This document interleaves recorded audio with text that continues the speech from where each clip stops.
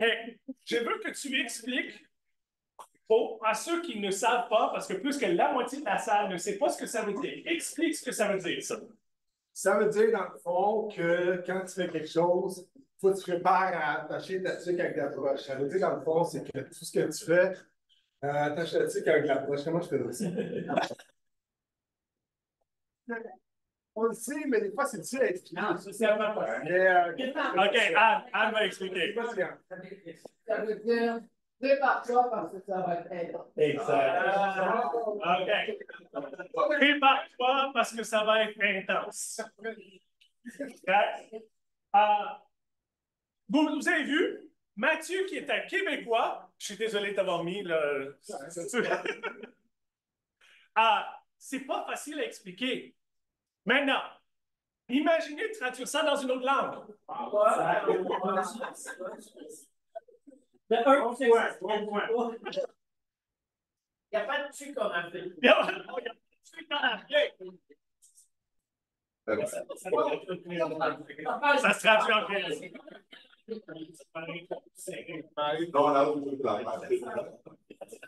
Alors, j'ai choisi ce dicton parce que, c'est purement québécois. Et je m'attendais que la moitié de la salle ne comprenne pas l'expression. Et je suis vraiment content que la moitié de la salle n'a pas compris parce que ça m'a permis de faire mon point. Ouais. Un dicton, des fois, est très difficile à traduire. Et ça, de là vient les défis de la traduction. Right? Donc, c'est un petit peu l'introduction à ma classe. L'autre raison pourquoi j'ai choisi cette image, en fait, j'ai généré cette image. Merci à ChatGPT. La raison que j'ai généré cette image, c'est parce que ce que ça veut dire, cette expression, c'est les choses vont brasser. Le vent va souffler, les choses vont peut-être perturber. Je ne vous garantis pas que ce que je dis aujourd'hui va vous choquer, mais il est possible que quelque chose que je vous dis aujourd'hui vous choque. OK? Et je veux que vous sachiez, je ne passe pas par quatre chemins. Je vais dire des choses qui vont peut-être aller en dehors de notre zone de confort. Mais ça fait partie de cette idée de creuser, d'aller, d'approfondir. OK? Notre zone de confort n'est pas la façon qu'on recherche la sagesse. Il faut sortir de notre zone de confort pour aller chercher la sagesse. OK. Débat et discussion de l'Église du 1er siècle. Est-ce que l'Église du 1er siècle était uniforme et parfaite et n'avait aucun débat? Non. Alors, est-ce que notre Église pourrait faire mieux? On essaye. Good luck. J'ai pas Pierre, Jacques, Jean, Paul pour m'aider, là. Il y avait des débats dans les églises du 1er siècle. Il y en avait beaucoup. J'en ai mis trois, là. Axis, il y avait des veuves hellénistiques et des veuves juives, puis ça ne s'entendait pas, puis là, les apôtres disent qu'est-ce qu'on fait, puis là, c'est comme trouver des gens, puis aller régler le problème. Un problème à régler. En acte 10 et acte 11, qui sait ce qui se passe en acte 10 à 11-18? Qui peut me dire qu'est-ce qui s'est passé? Corneille, exact. Pourquoi est-ce que Corneille était un problème? C'était un non-juif. Pas juste un non-juif, le premier non-juif converti au christianisme. Ça a choqué les Juifs. Jusqu'à Acte chapitre 10, les seuls chrétiens étaient des Juifs. C'est environ une dizaine d'années. OK? C'est estimation. Acte, tu peux présumer que c'est un chapitre par an environ. Évidemment, c'est une estimation, mais ça donne une bonne idée en général d'à peu près quand ces choses se passent. Oui. Paul était un juif.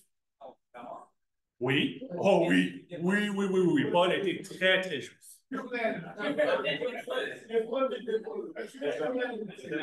C'était un pharisien, un disciple de Gamaliel qui était un grand rabbin connu juif. Oui, extrêmement juif. On peut en approfondir là-dessus, si tu veux. Il était citoyen romain, mais un juif pouvait être citoyen romain. Tu sais, adorer l'empereur, ça, c'est autre chose. OK. Donc, et c'est un thème qui revient encore et encore et encore. Le livre de Galates est à peu près tout sur cette idée de juif versus non-juif. Acte chapitre 15, même problème. Juifs, non-juifs, qui sont chrétiens. Okay? Donc, c'est encore un problème. Il y en a d'autres. J'ai moins de passages pour ça. Mais il y avait des questions au 1er et 2e siècle. Nature de Jésus, est-ce qu'il était humain, est-ce qu'il était divin, l'un, l'autre, les deux? C'était des questions qu'il y avait. Le rôle des femmes, ça a été un problème. Ça fait des millénaires que c'est un problème. Ça en est encore. Résurrection des morts, il y a des passages qui parlent de résurrection des morts. Il y avait des débats, des conflits là-dessus. L'autorité des apôtres, Paul est en train de se défendre. J'ai le droit, j'ai l'autorité. Donc, questionnement sur les faux renseignements. Il y a des problèmes de faux enseignements partout, à gauche et à droite. Qu'est-ce qu'il y a? Sorry. I tried. Disclaimer. Je suis bilingue. Je massacre l'orthographe et la grammaire française et anglaise équivalemment. De regarder la forme. Je suis désolé. En général, je demande à ma femme de vérifier, mais avec la retraite, c'était demandé trop. Donc, je me suis fié sur ce que j'avais. Donc, merci pour les corrections. Je m'excuse de mon français problématique. Le contenu est bon. Le contenu est bon. C'est ça. So far, so good. Qu'est-ce que j'avais comme note? OK. Je vais creuser Actes chapitre 15. Actes chapitre 15, il donne des instructions à la fin. Parce qu'il y a un gros débat, est-ce que les maladies, il donne des instructions à la fin.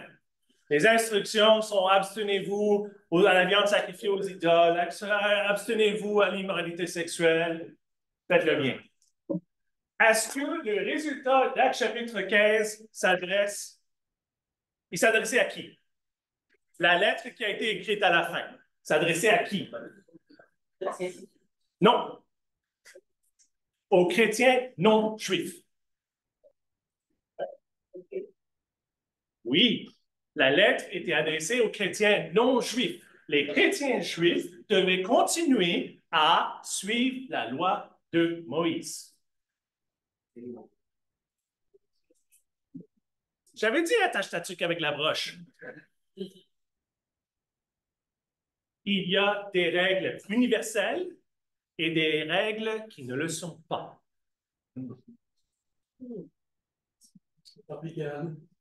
Hein? On est effectivement les non-juifs. Je suis absolument d'accord. Mais ce que je suis en train de dire, c'est pas tout ce qui s'écrit est applicable toujours dans toutes les circonstances. Là, ça crée tout un problème. Parce que là, il faut réfléchir énormément. Ça comprend, c'est les 10 commandements. Les 10 commandements, c'est plus toujours. Les 10 commandements ont été donnés à qui? À Moïse. Exact. Moïse était juif, il faisait partie de la nation juive, ça faisait partie de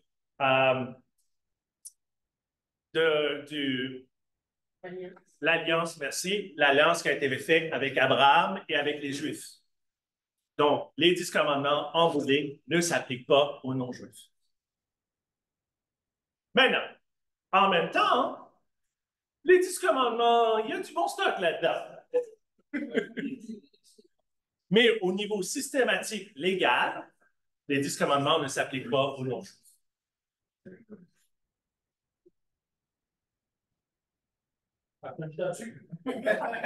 Exact. OK. Là, je vais rentrer dans quelque chose d'autre. On est bon là-dedans. On est bon à chercher dans la Bible qu'est-ce que la Bible dit. Qu'est-ce qui est important? On va chercher le fin fond des passages. Ce matin, dans la communion, il y avait 2, 3 passages bibliques Patrick a utilisé, je n'ai pas compté le nombre de passages bibliques qu'il a utilisé dans son sermon. On utilise la Bible tout le temps. Une très bonne chose. Je ne critique pas ça du tout, du tout, du tout. OK? Mais,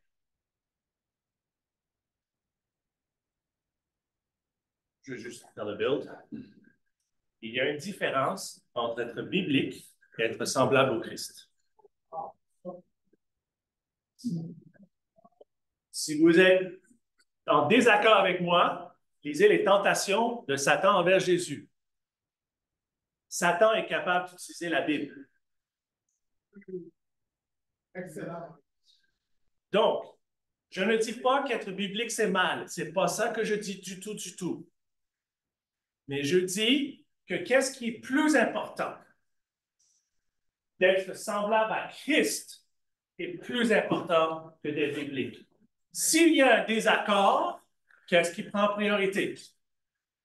C'est ça que je suis en train de dire. Et la raison que je dis ça, c'est parce que j'ai eu des commentaires, c'est comme des gens qui viennent me voir, ah, mais c'est biblique. OK. Mais il y a d'autres passages qui sont bibliques aussi, qui disent un petit peu l'inverse. Alors, qu'est-ce que ça veut dire d'être biblique? Si tu as des passages qui ne sont pas en accord les uns avec les autres, là, il faut creuser. Et la façon de creuser, c'est d'être semblable à Christ. C'est là où ma référence, c'est toujours les 2 premiers commandements. Aime Dieu, aime ton prochain. Ça, c'est la référence. Et Jésus l'a dit, là-dessus sont basés tout. Donc, si on commence avec ça, ce concept-là, ça peut nous aider à clarifier l'interprétation de certains passages. Excellent. Excellent. Donc, être comme Christ et être biblique, c'est presque toujours pareil. Pas toujours. Donc, on est d'abord disciple de Christ ou chrétien. C'est ça notre nom. On est chrétien, comme Christ. Si je dis canadien, ça veut dire je viens du Canada. Si je suis chrétien, je viens de Christ. OK? On est comme Christ. On vient de Christ. On est disciple du Christ. Ensuite, on est biblique. OK? C'est ça la priorité. Et encore, je ne dis pas qu'être biblique, c'est mal. Ce n'est pas ça que je dis du tout. Je te parle simplement comment on fait nos priorités. De la même façon que Jésus faisait des priorités. Quand il a parlé du plus grand commandement, il faisait des priorités. Nous aussi, on doit faire nos priorités.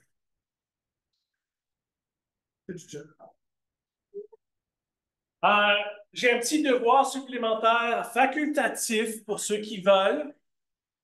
Je vous défie de trouver les arguments doctrinaux dans Actes chapitre 15.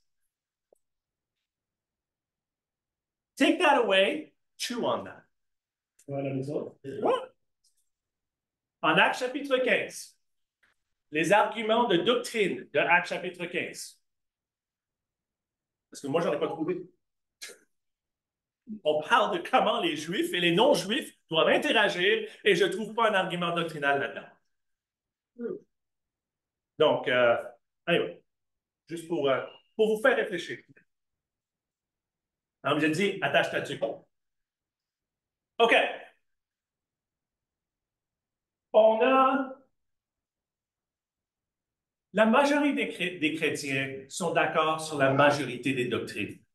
Tout le monde est d'accord que Jésus est le Fils de Dieu, qu'il est mort sur la croix, qu'il est ressuscité le 3e jour, qu'on a besoin de s'abstenir du péché, que ce soit le mensonge, l'adultère, le je ne sais pas quoi, l'ivrognerie, on est tous d'accord là-dessus. Je ne dis pas que tout le monde le pratique, mais on est tous d'accord sur les bases principales du christianisme. On est tous d'accord que les 27 livres du Nouveau Testament sont inspirés de Dieu. On est tous d'accord là-dessus. Le débat n'est pas là. J'essaie d'utiliser un motif de Pierre. Je sais que ça a l'air plus ou moins. I tried. Les débats viennent ici. Il y a beaucoup de débats. J'en ai parlé déjà. Mais ce n'est pas la majorité des choses. C'est la minorité des choses. Mais on passe tout notre temps là-dessus. Et j'essaie d'utiliser l'eau parce que c'est fluide. OK? Et dans notre classe, ce qu'on va faire, c'est essayer d'avoir des principes pour mieux avoir des discussions dans cette région-là. Je ne parle pas ici Parce que ça, c'est ce qu'on parle les dimanches matins à tous les dimanches matins. Ce que je parle dans cette classe, ce que Jason va parler dans un mois, ce que Cozy va faire dans 2 mois, ce que les autres vont faire après, c'est vraiment cette petite zone ici. Là où sont tous les débats minutieux, les choses qui sont plus défiantes. Est-ce que ces choses-là vont impacter notre salut si on a ça correct?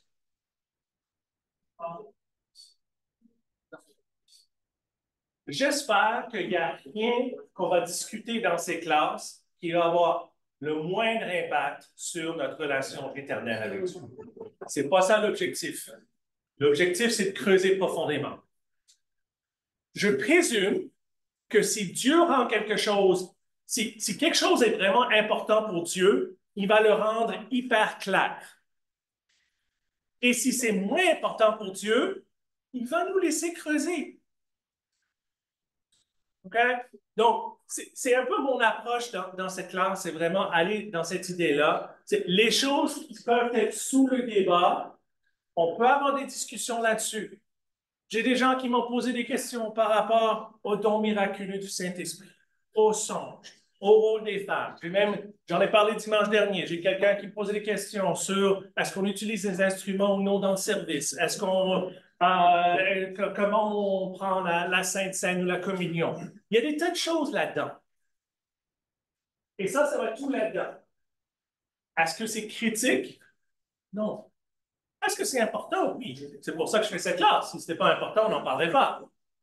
Mais ce n'est pas critique. Donc, c'est vraiment là où je veux en aller. C'est on travaille des choses qui ne sont pas essentielles, qui ne sont pas critiques.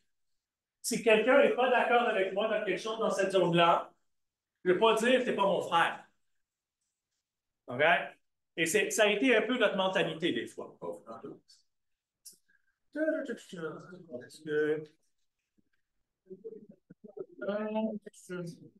Ouais, OK.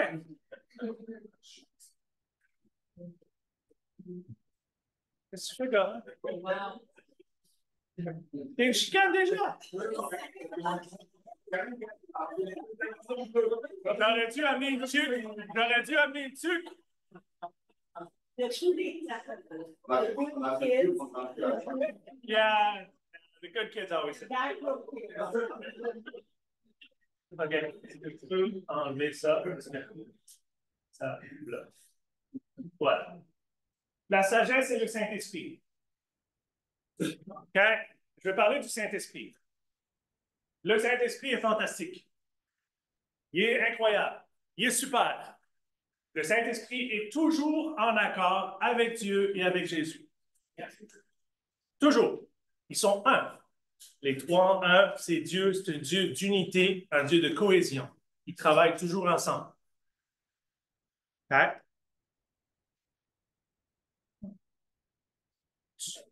Dieu, Jésus, le Saint-Esprit nous appelle à grandir dans notre sagesse. Utiliser notre sagesse n'est pas en contradiction avec le Saint-Esprit. En Actes chapitre 1, il choisissait un remplacement pour Judas qui a trahi Jésus. Il choisissait un remplacement. Il dit, comment on va faire?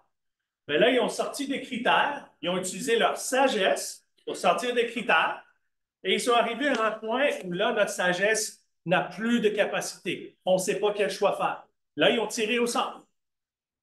Donc, ils ont jumelé leur sagesse avec le Saint-Esprit. Actes chapitre 6, ça c'est les... Oui, ils ont choisi les sectes pour régler les problèmes des veuves et de... Mais ce qu'ils ont fait, c'est qu'ils ont demandé des gens, dans les critères, c'était des gens avec sagesse. C'était carrément dans les critères. Éphésiens 1, 15 à 20.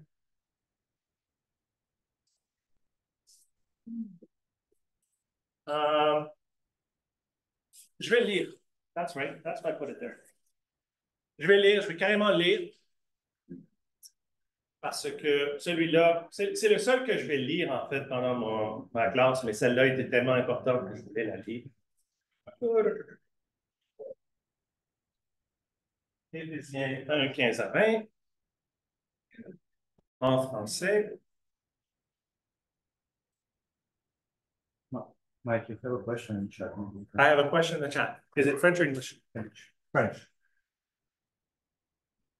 OK. Question dans le chat. La question du baptême, est-ce que sera abordée?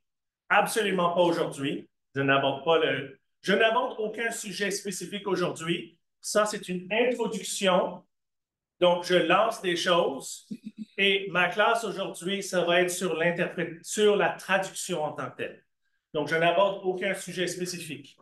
OK? Donc, je lance des grenades, mais je les aborde pas. Donc, non, je n'aborde pas la question du baptême. C'est quelque chose qu'on peut aborder dans une classe future, mais je vais commencer avec tous les principes principes d'interprétation biblique avant d'aborder un sujet quelconque.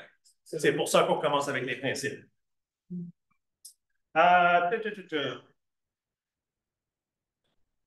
Donc, Éphésiens 1,15. Voici ce que j'ai appris.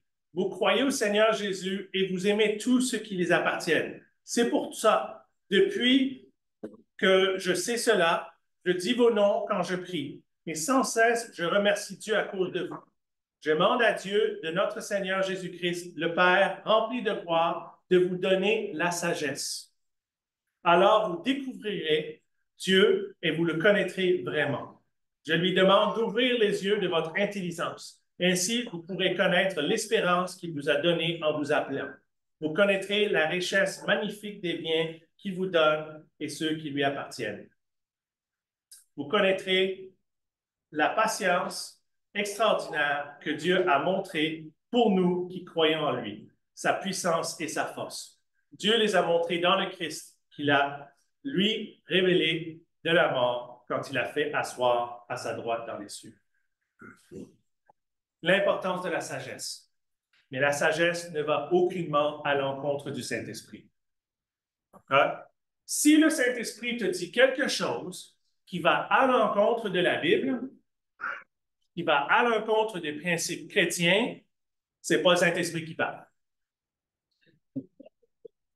C'est Satan, c'est tes émotions, je ne sais pas. Moi, je me sens vraiment bien d'être ici aujourd'hui et je me sens vraiment que le Saint-Esprit m'a appelé à venir. J'ai ça sur mon cœur depuis des mois. OK?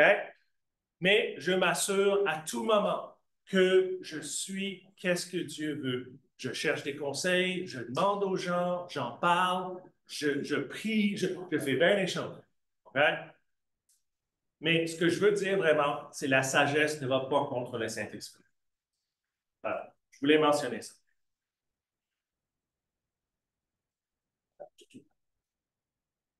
OK.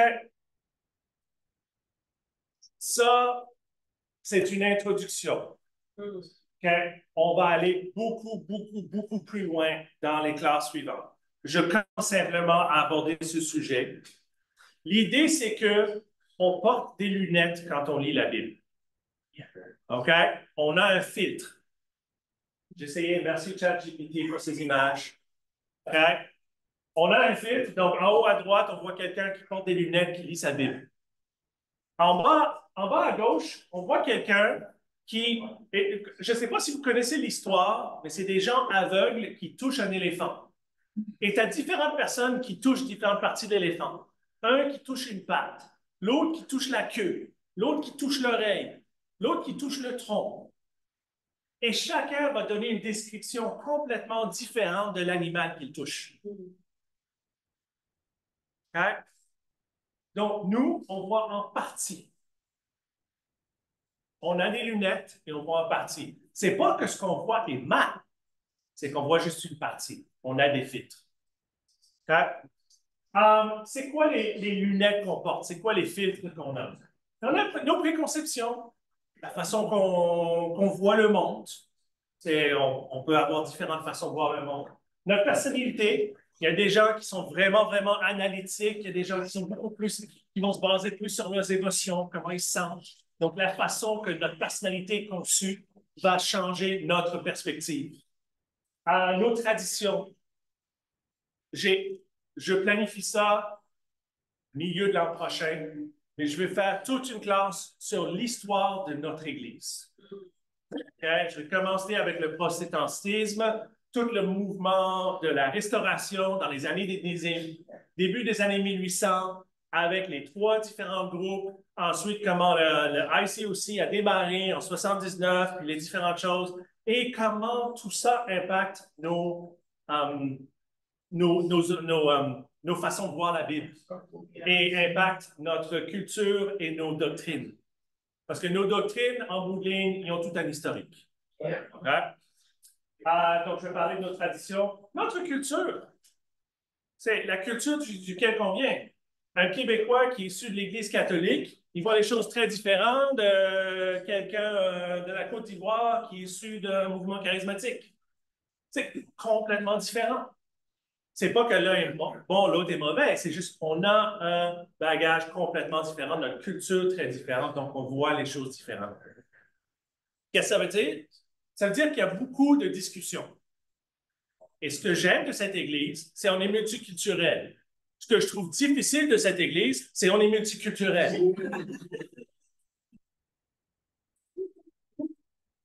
Okay? J'ai des gens constamment qui viennent me voir, qui parlent de ci, qui parlent de ça. Ben, vous devriez prier plus au service. Oui, c'est vrai, on devrait prier plus. Combien c'est assez? OK? C'est comme, il y a toujours ces choses-là où chaque personne vient avec sa façon, sa culture, son bagage et vient dire comment on devrait faire. Mais c'est notre façon de voir, qui n'est pas mauvaise, mais il faut jumeler tout ça. Et ce que ça fait, c'est plus facilement de conflits dans notre Église. Mais, comme Patrick parlait de faire confiance au processus ce matin, ces conflits-là nous amènent à enlever une partie de nos lunettes. Peut-être un filtre qui est sur nos lunettes parce qu'on voit quelqu'un qui a une opinion différente, une façon de voir différente, et ça nous aide à grandir. Et nous, on peut aider l'autre personne aussi à grandir et avoir une vision qui est plus proche de la réalité. Comme je dis, ça va plusieurs classes sur des sujets comme ça. Mon introduction est finie. Mais c'est une introduction, pas nécessairement à la classe d'aujourd'hui, mais une introduction à la série au complet. Donc, l'introduction est beaucoup plus longue. Ça ne veut pas dire que la classe va durer 4 heures. En fait, on est à peu près à mi-chemin. Mais je voulais donner quand même cette introduction. Maintenant que mon introduction est finie, je vais prendre une petite pause. Est-ce qu'il y a des questions sur ce que j'ai dit à date? Is there anything else? Nothing else in the chat? OK. Oui, go ahead. Je ne sais pas seulement quelle marque construit mais ça, et utilise toujours de matériel. Pourquoi? Parce que tu avais dit dans la foulée que la sagesse prévaut à l'Esprit Saint. Non. Ah, OK. Merci. Non. Non. Non, parce que je n'ai plus suivi le reste avant que j'étais en train de travailler dessus. OK. Non, pas du tout. Pas du tout. C'est le Saint-Esprit, c'est Dieu. Oui. C'est primordial. Notre sagesse ne peut pas aller à l'encontre du Saint-Esprit.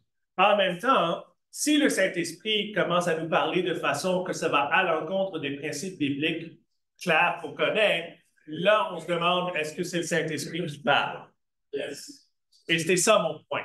C'est de faire attention. Oui. Attention à la voix qu'on écoute. Exact. D'autres questions? Oui. Je suis un peu confus de nouveau semblant à Christ, ça être biblique. Est-ce que ça ne devrait pas être le contraire? Par exemple, être biblique, te dirige vers être semblant à Christ.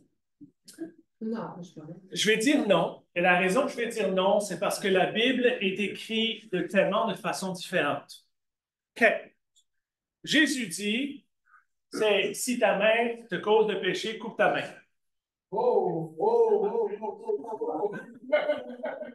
T'interprètes ça comment?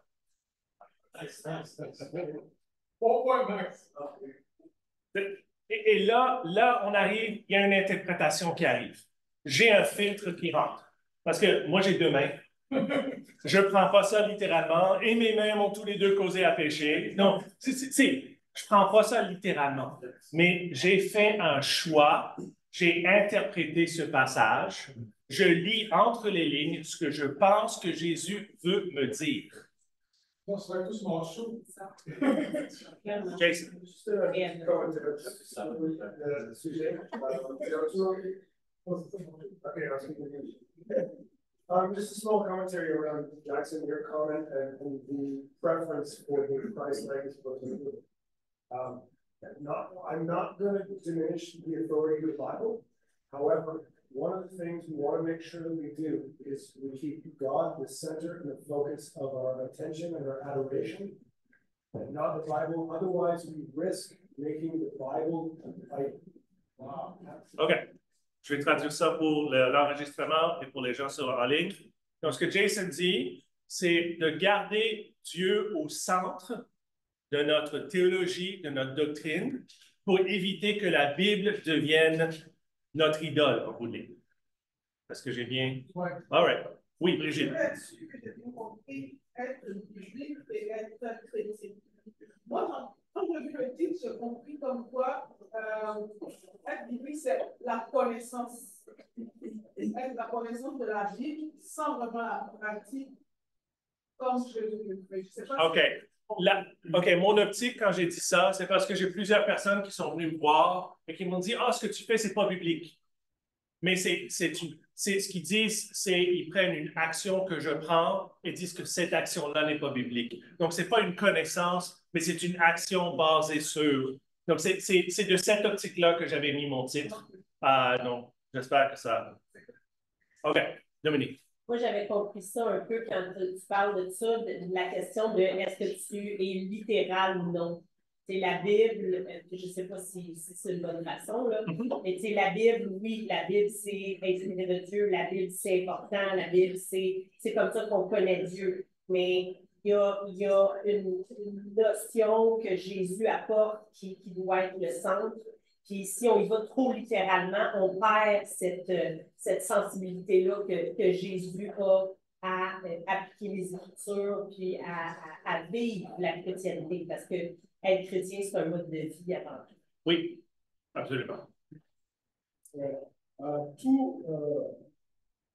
Tout rejoint le fait de la manière dont on pense que ça veut dire quand on dit c'est biblique.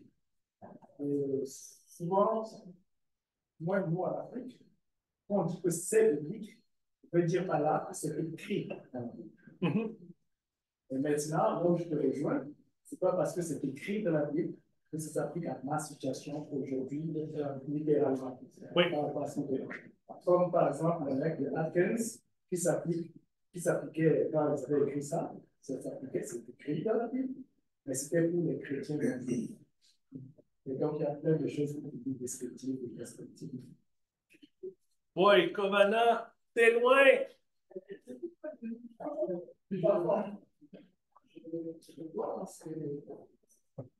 Dans ce passage, dans ce qui est écrit sur deux choses. Oui. Là, pour moi, les écrits restent les écrits.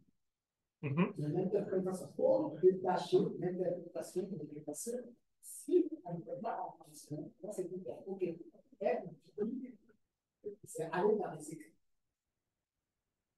Mais si on ne va pas dans les écrits, on a un problème. Mais c'est que moi, je vois dans ça qui est subtil, c'est l'interprétation de l'interprétation aussi. Donc, c'est là que je ne pense pas trop sur l'écrit sans la sagesse pouvoir bien interpréter ce que tu fais. Oui. C'est dans ce sens que moi, je comprends ça. Moi, c'est être en Christ. Je vais je vais avec les écrits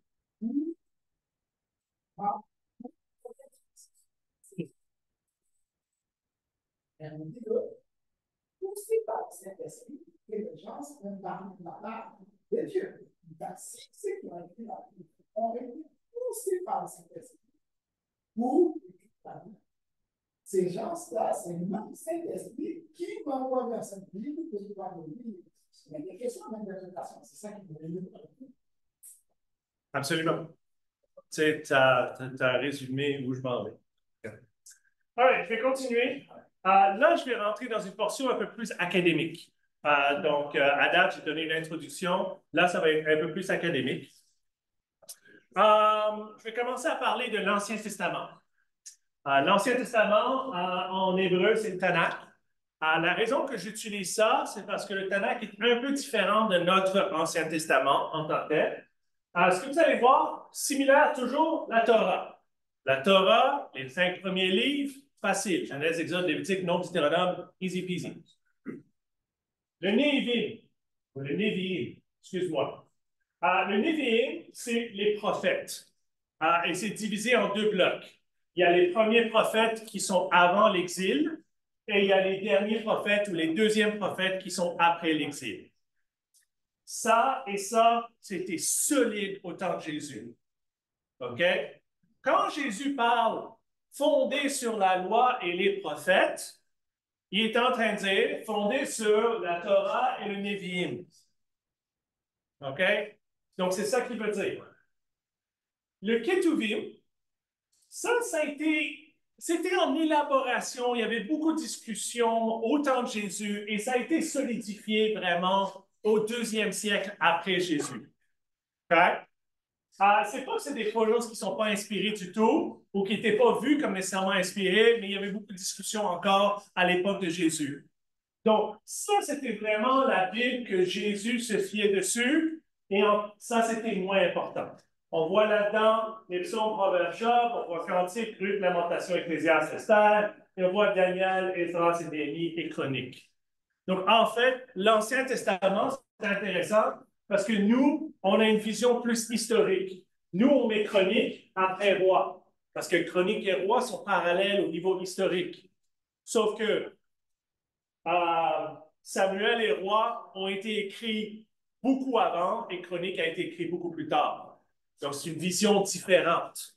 Et c'est pour ça, des fois, qu'on voit une différence entre Chroniques et Rois, c'est parce que la vision est différente, parce que le temps était plus loin, donc la façon qu'il écrit est différente. Donc, je voulais mentionner ça parce que c'est bon d'avoir une compréhension de Jésus quand il parle, qu'est-ce que lui il voit et comment lui il voit l'Ancien Testament, parce que c'est ça qui opérait avec. Et les chrétiens du 1er siècle, le livre des Actes, c'était basé là-dessus. Il n'y avait pas d'autres écrits. Okay? Donc, tout était basé là-dessus. Donc, c'est bon à comprendre tout ça. Ça, c'est un screenshot d'un texte hébreu. Ça, c'est le livre des psaumes. Comme Patrick a mentionné tantôt, c'est lu de droite à gauche, pas l'inverse. Je voulais juste vous montrer ça. J'essaie de montrer, j'ai 3 manuscrits différents pour vous montrer, juste pour avoir une vision de c'est quoi que ça a l'air. Donc, les manuscrits que les traducteurs utilisent, c'est ça qu'ils utilisent. Donc, ça, c'est un texte hébreu. Ça, c'est un texte araméen. Il y a très peu d'araméen dans l'Ancien Testament. Il y en a juste en Daniel et Ezra, Néhémie, une partie un peu là-dedans. Le reste, c'est en hébreu. Araméen, c'est quand même la langue assez commune au temps de Jésus au niveau parlé. Donc, c'était quand même la langue parlée en général au niveau de Jésus. Probablement, quand Jésus faisait le sermon sur la montagne et toutes ces choses-là, il parlait en araméen. Donc, c'est juste bon à savoir. Mais vous voyez ici un texte araméen. Et donc, j'essaie juste de montrer les textes pour que vous puissiez voir de quoi ça a l'air, un texte. Défi avec l'hébreu. Okay. L'hébreu est une langue vraiment différente du français. Le Tanakh contient 8 à 9 000 mots hébreux et à peu près 2400 noms propres. Donc, on arrive à environ 6 000, 6 500, quelque chose comme ça, de mots hébreux qu'on a dans la Bible. Comparé au français et à l'anglais, et j'ai mis des citations pour les dictionnaires français, dictionnaires anglais. L'anglais et le français sont des langages qui ont beaucoup plus de vocabulaire. Ce que ça veut dire, c'est un mot hébreu équivaut à beaucoup de mots français ou anglais. De là vient le défi de la traduction. J'ai juste choisi 3 mots pour montrer. C'était vraiment aléatoire. Essed, j'ai choisi parce qu'on en a parlé la semaine dernière avec Ruth. Et on parlait de qu'est-ce que ça veut dire l'amour Essed. Et il a fallu qu'on définisse parce que le mot amour n'explique pas le mot Essed. C'est beaucoup plus complexe, beaucoup plus que ça. Donc, quand on a des mots hébreux, les traducteurs doivent choisir comment traduire un mot. Mais s'ils vont d'un mot qui veut dire 50 choses à un mot qui veut dire juste une chose, il faut qu'ils fassent un choix. Et c'est des choix qui sont difficiles et qui peuvent mener à la malinterprétation d'un passage. Mais je ne dirais pas la malinterprétation nécessairement, mais des fois le manque du volume du passage. Parce que des fois, un passage veut dire beaucoup plus que ce que nous, on voit. Nous, on voit juste un petit bout et ça veut dire beaucoup plus. J'ai choisi le mot Shahir. Ça veut dire beaucoup de choses. Armée, capable, vaillant, fort, force, soldat, héros, courage, riche, vertueuse, brave et honnête. J'ai choisi ce mot-là parce que c'est utilisé en Proverbe 31 pour parler de la femme de valeur. Donc, quand on parle de la femme de valeur, c'est ce mot-là qui est utilisé. Une femme forte, une femme qui est une armée. Donc, ça donne un contexte différent quand on voit ces choses-là. On dit, ah, OK, ça donne une façon différente. Est-ce que ça change le ton du passage? Non, aucunement. Mais ça donne plus de couleur au passage. J'ai choisi Ézère, secours quelqu'un qui aide. C'est généralement appliqué à Dieu. Donc, Ézère, c'est appliqué à Dieu. C'est Dieu qui aide. Sur les 21 fois dans l'Ancien Testament, il y a une quinzaine de fois que c'est appliqué à Dieu. Mais c'est aussi appliqué à Ève. Quand Ève a été créée. Ève a été créée pour être un Ézère à l'homme. Donc, ce n'est pas une aide comme une bonne à faire le ménage. Ce n'est pas ça du tout. OK? J'aime le français. Le français le traduit au moins vis-à-vis. C'est beaucoup mieux. En anglais, c'est traduit helper, ce qui est vraiment donne pas le contexte du tout. Donc, mais j'essaie juste de montrer comment les mots hébreux sont contextuellement beaucoup plus complexes que les mots français. Donc, ça rend défiant pour traduire l'Ancien Testament.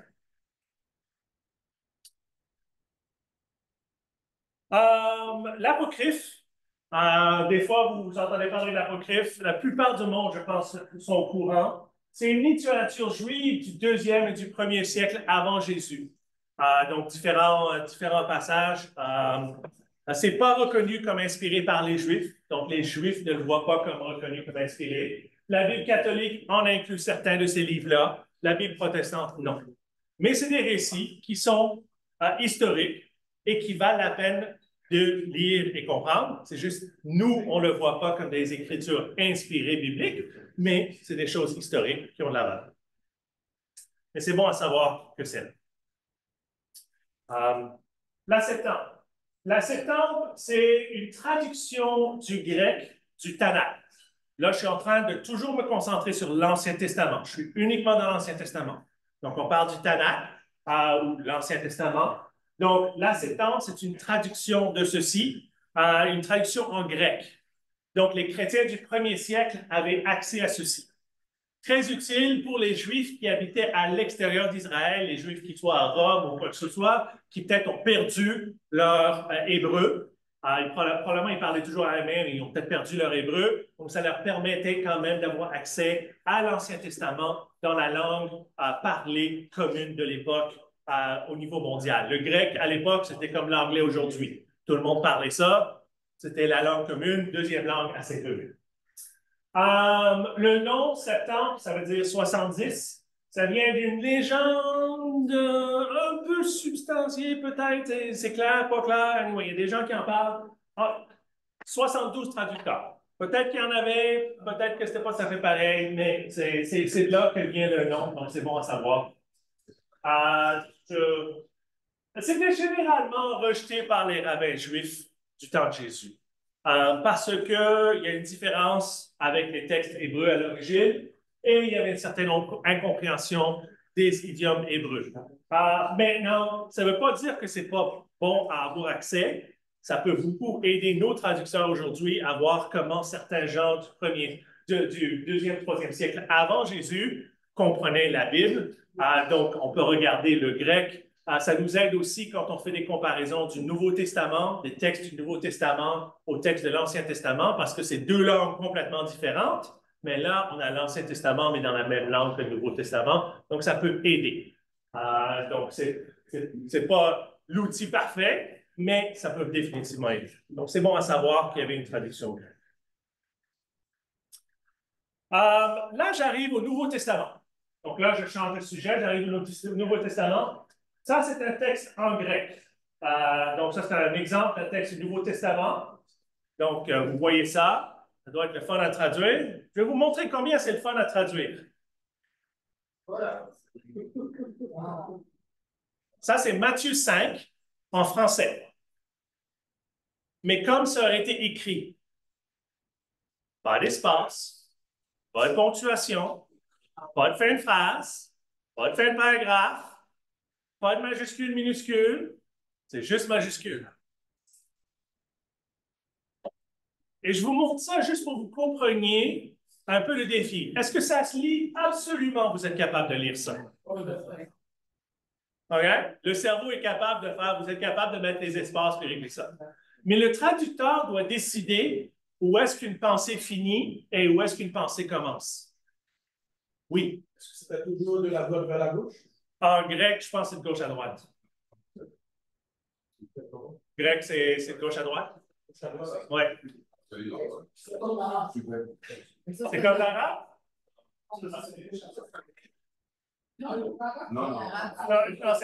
Non, on voit ici, c'est gauche à droite parce qu'on voit que la façon que c'est terminé.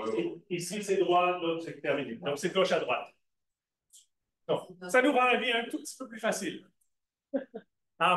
Mais je voulais vous montrer ça pour vous expliquer les défis dans la traduction. C'est pour ça qu'on dit que c'est important de lire le contexte. Parce que le traducteur a peut-être mis le point ou la virgule à la mauvaise place. Hein? C'est vraiment important de lire le contexte. Donc, c'est un de mes points clôturants de la séance. C'est quoi le défi avec le grec? Une chose est sûre, c'est quand Jésus parlait, il ne parlait pas le grec aux Juifs. Peut-être qu'il parlait grec, je ne suis pas en train de dire qu'il ne parlait pas grec, mais quand il parlait aux Juifs, ce n'est pas en grec qu'il parlait. Donc, tous nos évangiles, c'est traduction à la base. Dès le départ. Right oui, je mentionne ici. J'écoutais un gars que je respecte et qui, lui, pense que Matthieu n'a pas été écrit en grec. En fait, Matthieu a été écrit probablement en araméen ou en hébreu, parce que les tournures de phrases en grec semblent bizarres, mais si tu retournes si tu penses à plus l'hébreu, la tournure de phrase là est beaucoup plus logique. Donc, il y a des gens qui pensent que Matthieu n'a pas été écrit en grec. Matthieu a été écrit dans une autre langue et ensuite traduit en grec. Anyway, juste pour rendre ça plus intéressant. Mais tout ça pour dire que ce qu'on a, c'est une traduction d'une traduction. Parce que c'est de l'original au grec, au français. Donc, il y a plusieurs niveaux. Donc, c'est juste pour mettre en contexte, comprendre quoi les défis que les traducteurs vivent. Le Nouveau Testament contient 5400 mots grecs. Il y a juste à peu près 200 noms propres, donc ils sont moins axés sur les généalogies dans le Nouveau Testament. Ça nous aide. Mais c'est quand même, on parle d'un vocabulaire qui est quand même restreint comparé à notre vocabulaire français. J'ai pris des exemples de mots. Périssamos, j'ai choisi périssamos parce que j'ai trouvé ça intéressant. Une expérience, une épreuve, une tentation. Nous, on utilise ça dans la prière du Seigneur. Ne nous amène pas en tentation. Mais ça pourrait dire ne nous amène pas en épreuve. Ce qui change un peu ça c'est différent. Donc, de comprendre qu'un mot peut avoir un contexte un peu plus élargi. Là, Léo. Adresser la parole, prier, parler, dire, proférer, raconter, annoncer, prononcer, prêcher, enseigner, déclarer, mentionner, exprimer, sans souvenir de parole, faire entendre. C'est un mot qui a beaucoup de définitions. Donc, comprendre que ces mots-là peuvent avoir une complexité quand on la lit. Plépo et Agéo, j'ai choisi les deux parce que regarder et entendre, celui qui a des oreilles pour entendre, celui qui regarde, avoir un œil pour regarder. Mais regardez cette idée de Plépo. C'est regarder, voir la vue, avoir une vision, prendre garde, se garder, faire en sorte, considérer. Donc, ce n'est pas juste de voir, c'est voir, regarder et agir en conséquence. Donc, comme par exemple, Jésus parle d'avoir un bon œil pour voir. Donc, ce n'est pas juste l'idée de voir, mais c'est agir en conséquence. Même chose pour entendre. C'est akua, c'est entendre, ayant appris ce que vous dites, nouvelles, apprendre, tenir compte, exaucer, obéir. Obéir est inclus, donc on parle d'entendre, mais aussi on peut parler d'obéir quand on entend. Si j'entends et je n'obéis pas, ça c'est quelque chose qu'on peut dire en français, mais en grec, ce n'est pas logique. Annoncer par... Tout ça pour dire qu'un mot grec, comme le mot hébreu, a beaucoup plus dans son mot que ce qu'on voit. Donc, c'est là encore le défi du traducteur. Je vais attendre un peu après, on va en parler. Au niveau académique, Vulgate.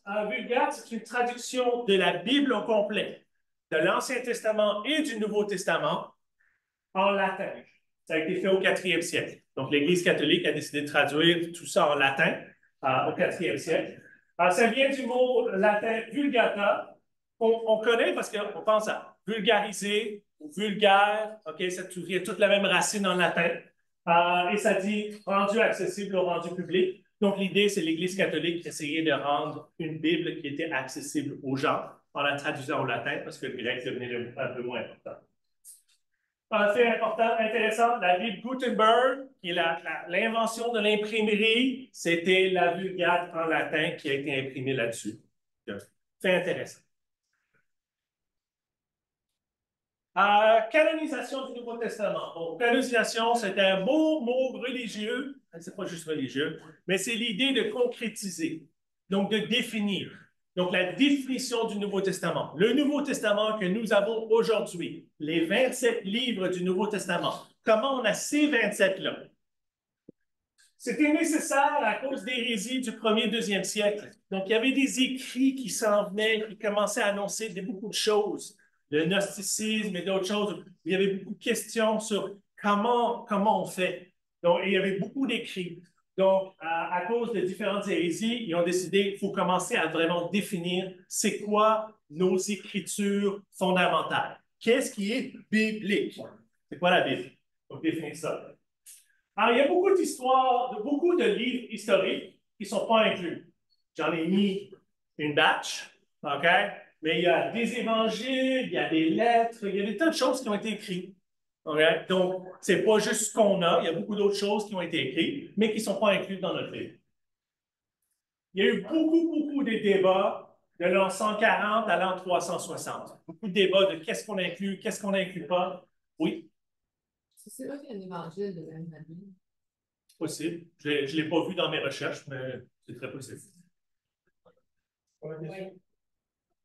La question, c'est est-ce qu'il y a un évangile de Marie-Madeleine? Il y a ça un évangile, mais ce n'est pas vraiment un évangile, c'est dans les documents de Marie-Madeleine. OK. Can you repeat the questions because people don't hear so. Yes. Est-ce qu'il y a un évangile de Marie-Madeleine? Was there a question here? Saying, can you repeat the question? Yeah, I did repeat the question. Okay, thank you.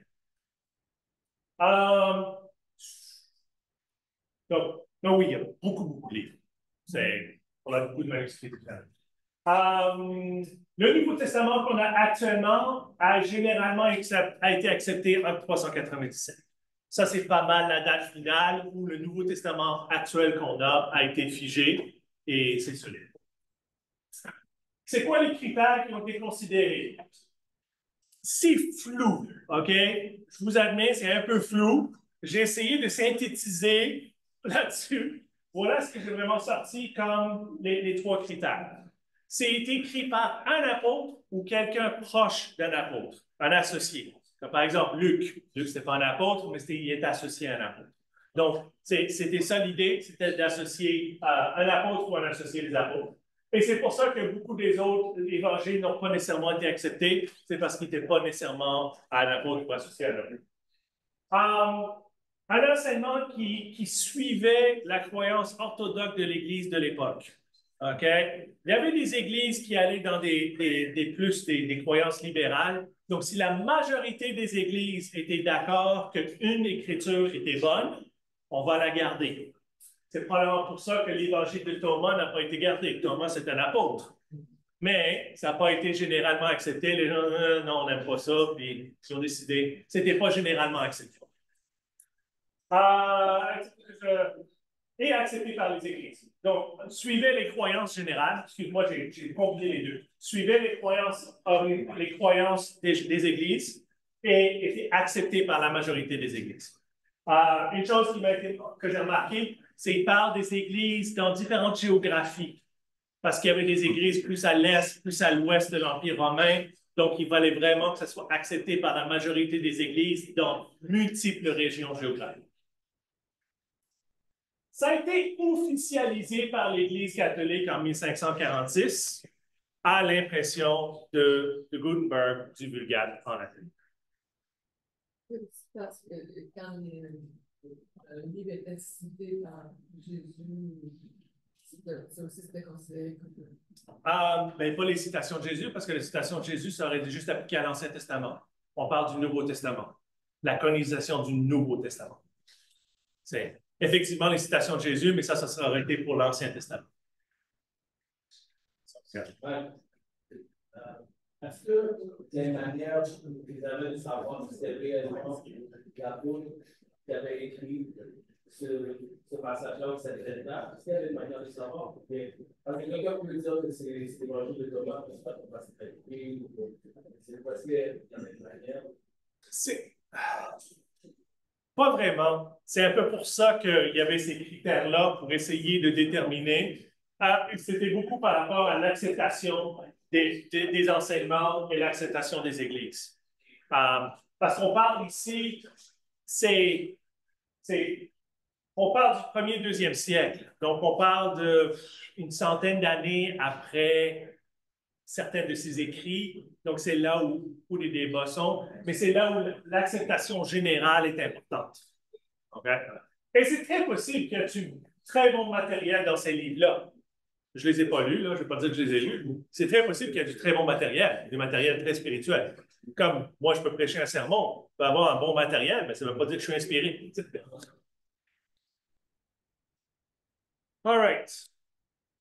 Là, je rentre plus en général. Donc, j'ai passé l'Ancien Testament, j'ai passé le Nouveau Testament, puis ça se voit que je vais trop long parce que les gens s'en vont.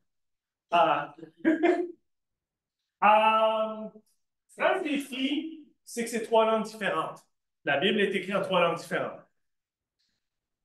Moi, personnellement, ce que j'aime de ça, c'est le fait que ces 3 langues différentes veut dire qu'il n'y a pas une langue qui est sacrée. Moi, c'est quand même quelque chose que j'aime là-dessus. Donc, ça nous permet beaucoup plus la traduction. Par exemple, les musulmans, le Coran, c'est une langue sacrée. C'est écrit dans la langue originale, il faut garder la langue. Tandis que nous, on n'a pas cette chose-là. Moi, je trouve ça un avantage, le fait que ce soit écrit en 3 langues.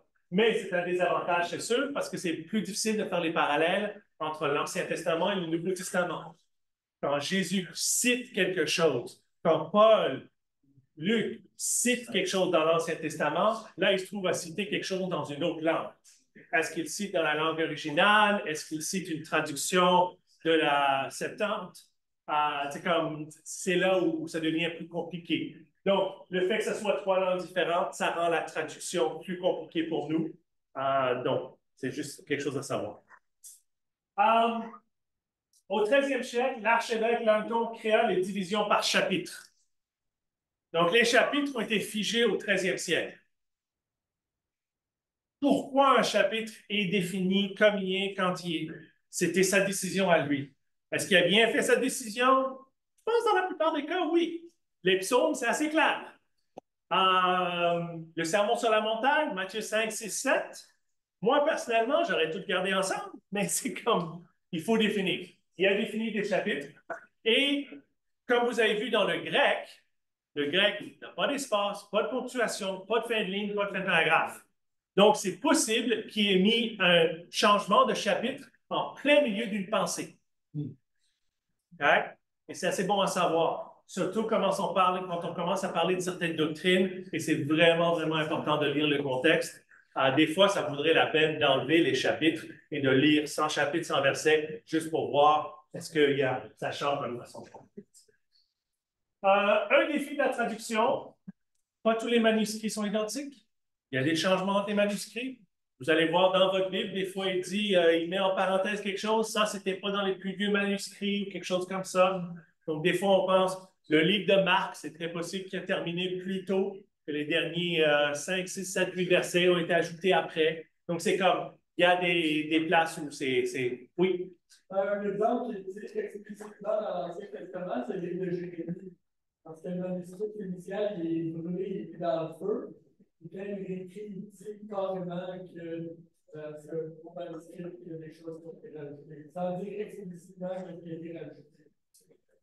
Non. Merci.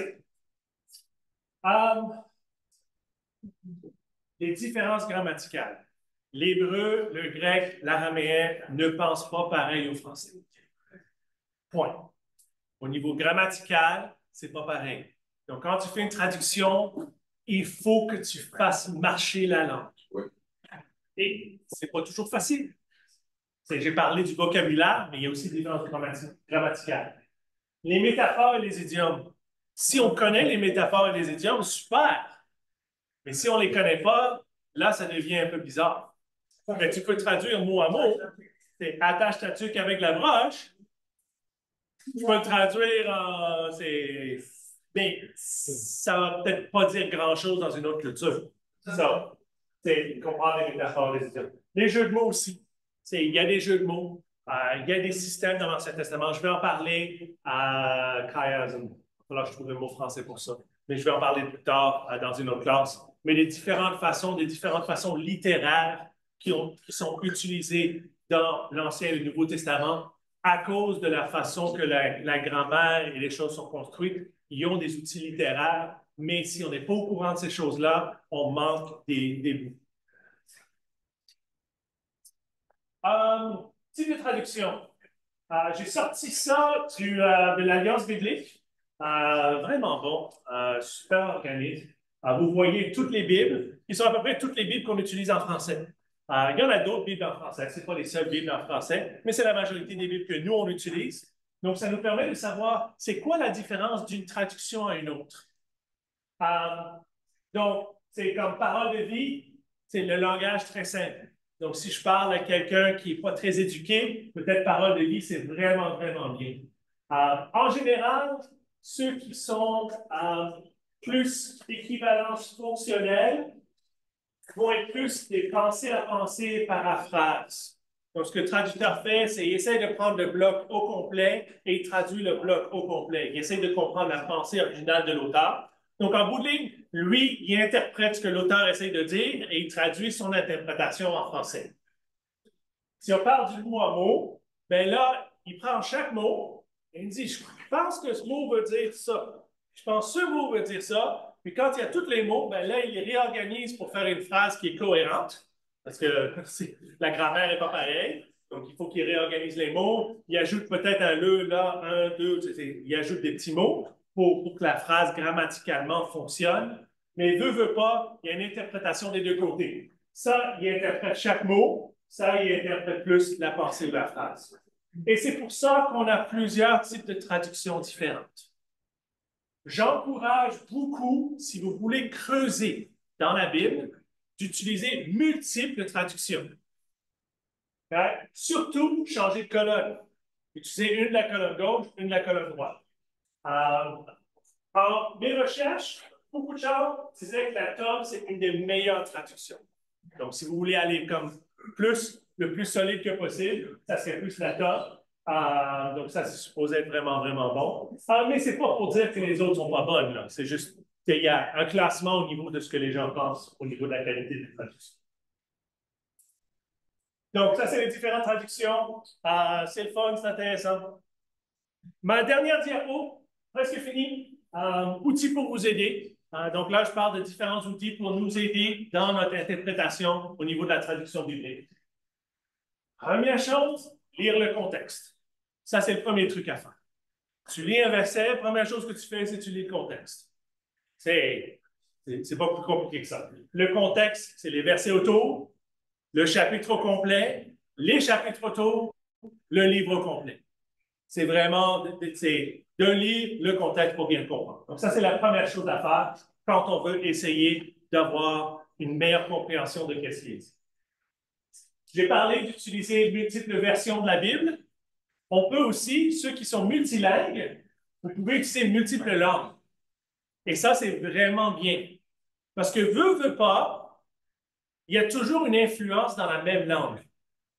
Il y a toujours les traducteurs, ils se parlent entre eux. Donc, il y a toujours une influence dans une langue. Il y a toujours, comment l'ancien traducteur l'a fait? Donc, il y a toujours cette idée-là. Mais si on change de langue, bien là, on a une branche complètement nouvelle de traduction. Donc, ça nous permet de voir différemment. Donc, je vous encourage, si vous parlez plusieurs langues, d'aller chercher les Bibles dans les autres langues. C'est pas compliqué parce que la Bible Version app sur le téléphone, il donne accès à tout. Donc, super facile. Étude du dictionnaire biblique. Un dictionnaire biblique, ce que ça fait, c'est que ça donne une définition au mot original. Donc, ça nous permet, comme j'ai mentionné, je vous ai montré différents mots. Donc là, j'ai essayé de les définir. Évidemment, les définitions sont plus complexes que je l'ai mis sur la diapo. J'étais à court d'espace, mais on peut voir la définition de chaque mot. Donc, un dictionnaire biblique, c'est très, très pratique. Une concordance. Une concordance nous permet d'utiliser, par exemple, si je prends le mot « aimer », je peux voir où est-ce que le mot « aimer » est utilisé dans le Nouveau Testament. Donc, ça me permet de comparer tous les passages qui utiliseraient le mot « aimer ». Bon, le mot « aimer », ça serait long à faire. Mais il y en a d'autres qui seraient beaucoup plus rapides. Il y en a peut-être juste 10, 15, 20 fois. Ça permet. Donc, à partir de la langue française. Donc, une concordance, c'est du mot français. Les numéros de Cochrane et de Strong, c'est la même chose, mais dans la langue d'origine. Donc, c'est comme une concordance, mais en utilisant les mots d'origine.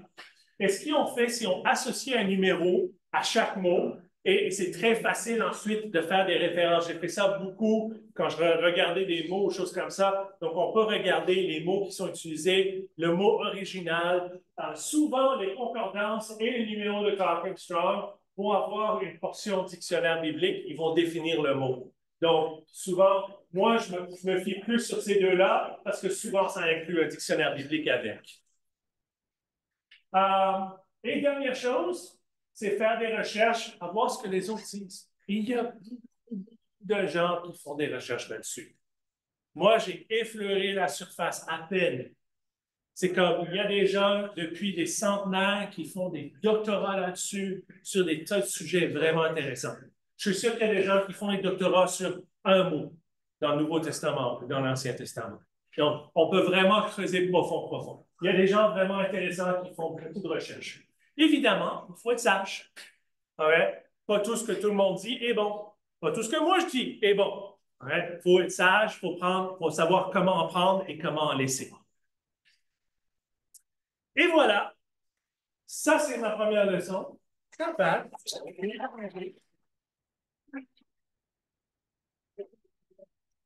Oui. Comment on sait quoi prendre et quoi laisser? Ça, c'est les prochaines classes où je vais rentrer plus là-dedans. Jason va parler des principes d'interprétation dans sa prochaine classe au mois de novembre, où il va parler de cette idée de comment interpréter des choses. Parce qu'effectivement, j'ai parlé de manière générale, mais on va commencer à rentrer plus dans les principes. Aujourd'hui, je me suis vraiment axé sur les principes de traduction, parce que c'est un peu le début, mais oui, effectivement, savoir quand est-ce que c'est une hyperbole, quand est-ce que c'est une analogie, ça devient un peu complexe. Donc, c'est tout un autre sujet. Là, tu rentres dans une autre classe, carrément. Mais c'est une très bonne question. Anne, et ensuite Joseph. Tu as parlé de qu'est-ce qui déterminait qu'un livre soit accepté ou non dans la Bible. Mais c'est qui décidait ça? Donc, la question, c'est qui décidait qu'est-ce qui était accepté dans la Bible? Évidemment, ça change de l'Ancien Testament et le Nouveau Testament. Parce que l'Ancien Testament, c'était vraiment plus les Juifs à l'époque qui déterminaient ça. Et ça, c'était plus les pharisiens et les scribes qui faisaient ce travail-là. Dans le Nouveau Testament, c'était le conseil de Carthage, j'ai mentionné. Faudrait que je creuse plus pour avoir une meilleure définition de ça. Peut-être de différentes religions ou c'est juste... Ben, quand on parle du 4e siècle, il y avait juste une religion vraiment. Là. Il y avait des offshoots, mais c'était pas mal l'Église catholique. Donc, il n'y avait pas de multiples religions. C'était des représentants de multiples églises et multiples régions d'églises. Donc, une représentation géographique des différentes églises. Donc, juste ça, Joseph, oui. Je tiens à te remercier, Mike, de la part de tout le monde pour vraiment un excellent travail que tu as fait. Ça nous met tous en question. Le mot-clé que tu as utilisé tantôt, c'est avec laquelle on non seulement doit célébrer la vérité, mais comprendre comment Jésus vivait et nous donne comme exemple, mais même entre nous. Je vais faire cet exemple personnel. Dieu a mis dans une situation où je suis en train d'aider deux jeunes hommes, à fin vingtaine, à réaliser leur grand rêve, ambition de jouer pas jouer, mais travailler dans la NBA ou dans le basketball professionnel. Mais je t'assure que le gap de génération, quand je leur parle et j'essaie de leur expliquer le contexte dans lequel ils peuvent aller dans ce domaine-là, je sens que même le gap générationnel, je le vis moi-même. Je m'imagine 3000 ans, 2000 ans, donc ce qu'ils eux, ils vivaient le contexte, leurs valeurs, leur culture, les raffinements, comment ça peut être tellement difficile, même juste comme en deux générations, même après 30 ans de différence, comment ça peut se faire sur une période de 3, 4, 5, 6 000 ans. Alors, merci beaucoup pour nous aider à vraiment aborder les choses de façon avec beaucoup de plaisir. Merci. Jason. More just a comment for Aaron. And a lot of the patristic fathers in Origen, Clement, and there's a lot of Tertullian. A lot of the early church fathers were quoting a lot of the scriptures and communicating back and forth. And to some extent, some of the Bible sections that we kept were also based on a completely big body of writing that they left behind as well, because they're the books that they were using. And Mike had made reference to some of that, not necessarily the early church fathers, but some of that mechanism. Thank you. I'm beyond translating that. Désolé pour les gens sur le web, le Zoom. Oui, Emmanuel. Comment tu interprètes ce passage de la Bible? Pierre a prêché. Oui. 50 000 personnes qui n'étaient pas de même nation ont compris la mission de la message d'Abraham.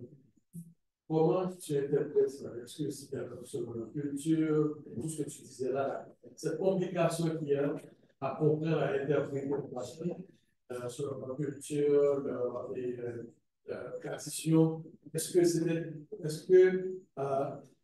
je me demande, est-ce que c'était aussi compliqué que nous? Est-ce que tu fais référence à Actes chapitre 2? Exactement. OK. Oui.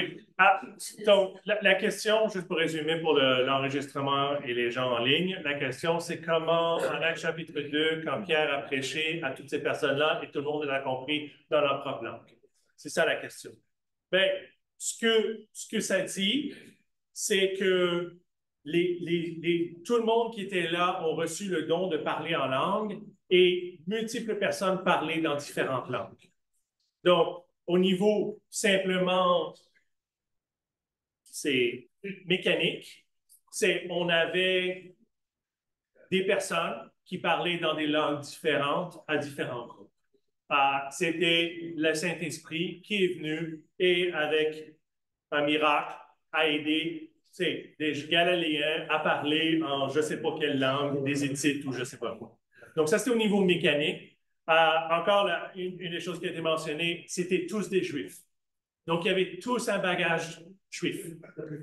Et pour comprendre un Juif, okay, n'importe quel Juif du 1er siècle comprenait sa Bible tellement mieux que nous.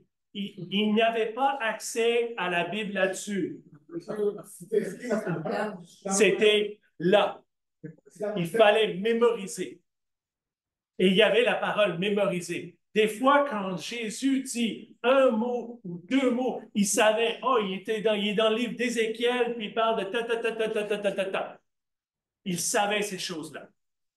Donc, on parle de Juifs qui connaissaient vraiment, vraiment bien l'Ancien Testament. Donc, ils pouvaient faire des références. Même j'étais assez surpris. Je relisais Actes chapitre 1 pour cette classe. Puis je voyais les arguments qu'ils ont choisis pour choisir le remplacement pour Judas. Matthias, oui. Et c'est une citation en psaume, et l'autre, c'est une citation en quelque part ailleurs. Puis j'étais comme, wow, ils ont été chercher loin pour trouver leurs arguments pour choisir une 12e personne. Oui. Et c'est comme, OK, on voit combien il était profond dans les Écritures. Donc, au niveau des langues, il y avait la mécanique, que les gens miraculeusement pouvaient parler des langues qu'ils n'avaient pas appris, et au niveau simple, qui étaient tous juifs, et il y avait une compréhension très, très profonde de la parole. D'autres questions? J'ai une vidéo que j'ai vue sur YouTube très intéressante sur ce que tu dis là, le juif ultra-orthodoxe sur YouTube. Les hommes restent pour étudier le Torah, les femmes vont l'apprendre. Donc, c'est super intéressant à voir. Ils lisent le Torah du matin au soir. All right. Bon, il est presque 2 heures. Je vais vous laisser partir. Juste pour vous rappeler, Jason fait. Il fait le 24 novembre sur les principes de traduction. Kosi va parler des passages difficiles en janvier. Et la mi-semaine prochaine, je vais aborder un sujet qui va être le fun, le rôle des femmes.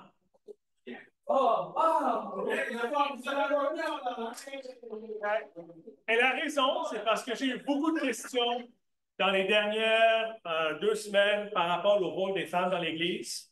Plus de femmes ont fait la communion, etc. Donc, j'ai plus de questions là-dessus. Donc, on va en parler. Je n'ai pas de réponse définitive. Ça, c'est la première chose à dire. Ça rentre dans ce truc qui est complexe à comprendre.